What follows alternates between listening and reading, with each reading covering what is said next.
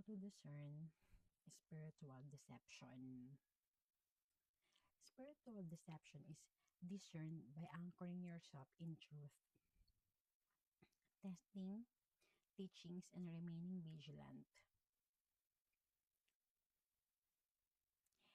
Here's the core biblical principle for discerning spiritual deception. Number one, test the spirits. In 1 John chapter 4, verse 1. My dear friends, do not believe all who claim to have the Spirit, but test them to find out if the Spirit they have comes from God. For many false prophets have gone out everywhere. Do not believe every spirit, but test the spirits to see whether they are from God. The meaning is, not every spiritual message, prophecy, or teaching is from God. Compare Compare every claim with Scripture and the character of Christ. Number two, watch for false prophets. In Matthew chapter 7, verse 15, be on your guard against false prophets. They come to you looking like sheep on the outside, but on the inside, they are really like wild wolves. And in Matthew chapter 24, verse 4 to 5, Lord Jesus answered, watch out and do not let anyone fool you. Many men claiming to speak for me will come and say, I am the Messiah, and they will fool many people. Lord Jesus warns that false prophets come in sheep's clothing, and that many will come in his name to deceive. The meaning is deception often looks spiritual, kind, or miraculous. Appearances are not proof of truth. Number three, compare everything to scripture in 2 Timothy chapter 3, verse 16 to 17. All scripture is inspired by God and is useful for teaching the truth, rebuking error, correcting faults, and giving instruction for right living, so that the person who serves God may be fully qualified and equipped to do every kind of good deed. And in Revelation chapter 12, verse 9, Satan is the father of lies and masquerades as an angel of light. The meaning is deception often feels good, spiritual, or enlightening. Evil frequently imitates righteousness. Number 5, stay rooted in truth in John chapter 8, verse 31 to 32.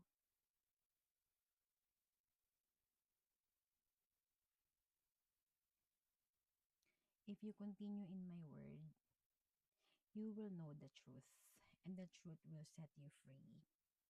The meaning is discernment grows from consistent obedience and immersion in Lord Jesus' teachings.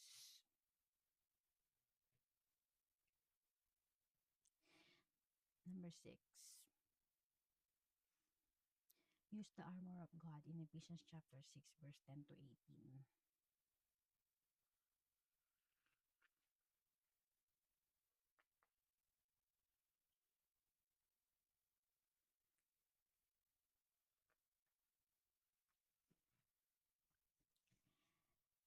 The whole armor of God. Finally, build up your strength in union with the Lord, and by means of his mighty power, put on all the armor that God gives you, so that you will be able to stand up against the devil's evil tricks. For we are not fighting against human beings, but against the wicked spiritual forces in the heavenly world, the rulers, authorities, and cosmic powers of this dark age. So put on God's armor now. Then, when the evil day comes, you will be able to resist the enemy attacks, and after fighting to the end, you will still hold your ground. So stand ready with truth a belt tied around your waist with righteousness as your breastplate, and as your shoes, the readiness to announce the good news of peace. At all times, carry faith. At all times, carry faith as a shield, for with it you will be able to put out all the burning arrows shot by the evil one, and accept salvation as a helmet and the word of God as the sword which the Spirit gives you. Do all this in prayer, asking for God's help. Pray on every occasion as the Spirit leads. For this reason, keep alert and never give up. Pray always for all God's people. Pray always for all God's people. Stay rooted in truth. And in John chapter 8, 31 to 32, if you continue my word, you will know the truth, and the truth will set you free. The meaning is discernment grows from consistent obedience and immersion in Lord Jesus' teachings. Use the armor of God in Ephesians chapter 6, verse 10 to 18. The belt of truth, shield of faith, and sword of the Spirit. Protect against deception. The meaning is discernment is not only intellectual, it is a spiritual warfare. Number 7, be spirit led in John chapter 16, verse 13.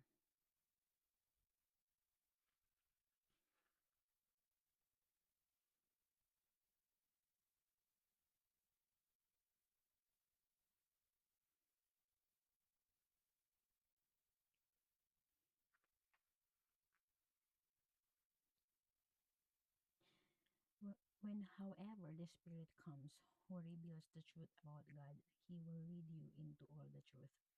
He will not speak on his own authority, but he will speak of what he hears and will tell you of things to come. The Holy Spirit guides you into all truth. The meaning is discernment requires is dependence on the Spirit, not just human reasoning.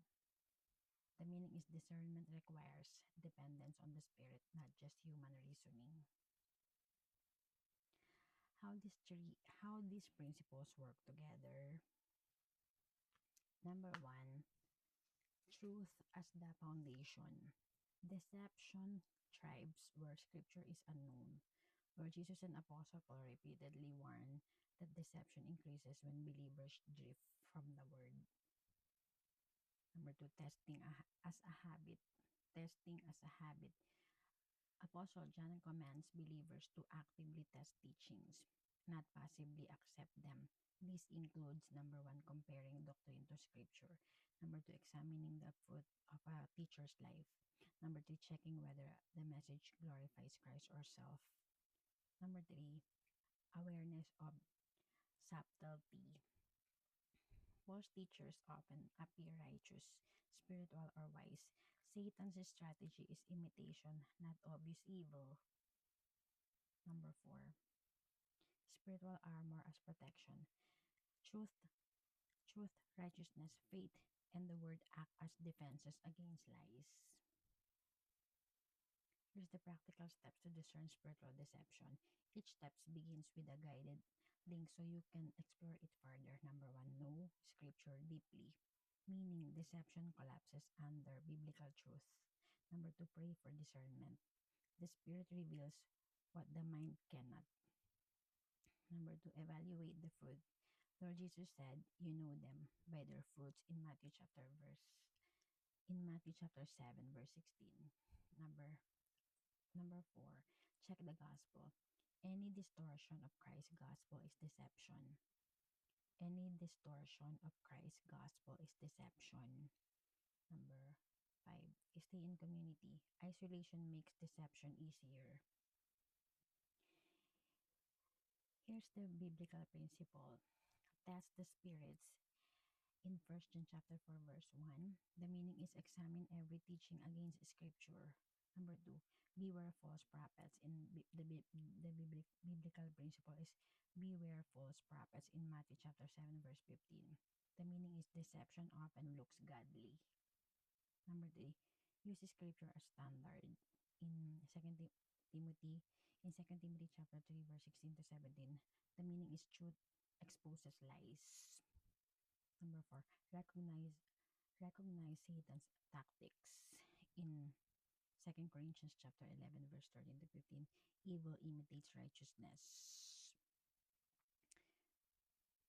Number 5, abide in truth. In John chapter 8, verse 31 to 32, truth brings freedom. Number 6, wear God's armor. In Ephesians chapter 6, verse 10 to 11 to 18. In Ephesians chapter 6, verse 10 to 18, spiritual protection against deception. Number 6, follow the spirit of truth. In John chapter 16, verse 13, the spirit guides into truth.